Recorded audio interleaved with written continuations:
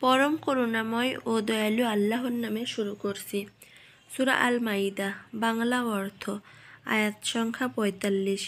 আর আমি এতে তাদের ওপর অবধারিত করেছি যে পানের বিনিময়ে প্রাণ, চোখের বিনিময়ে চোখ, নাকের বিনিময়ে নাক, কানের বিনিময়ে কান ও দাঁতের বিনিময়ে দাঁত এবং জখমের বিনিময়ে সমপরিমাণ জখম। অতঃপর যে তা ক্ষমা করে দেবে তার জন্য তা কাফফারা হবে।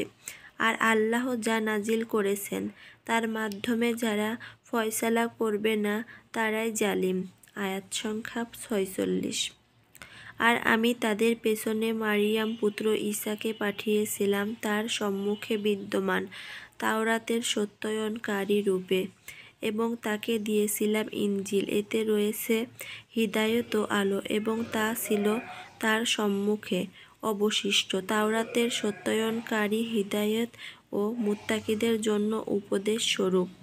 আয়াত সংখ্যা ৪৭।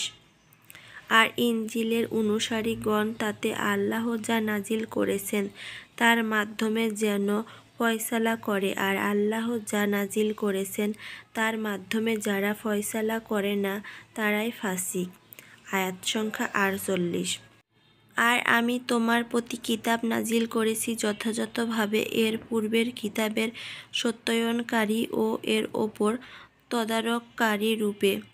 সুতরাং আল্লাহ যা নাজিল করেছেন তুমি তার মাধ্যমে ফয়সালা করো এবং তোমার নিকট যে সত্য এসেছে তা ত্যাগ করে তাদের প্রবৃত্তির অনুসরণ করো না। তোমাদের প্রত্যেকের জন্য আমি নির্ধারণ করেছি শরিয়ত ও স্পষ্ট পন্থা, এবং আল্লাহ যদি চাইতেন তবে তোমাদেরকে এক উম্মত বানাতেন, কিন্তু তিনি তোমাদেরকে যা দিয়েছেন তাতে তোমাদেরকে পরীক্ষা করতে চান।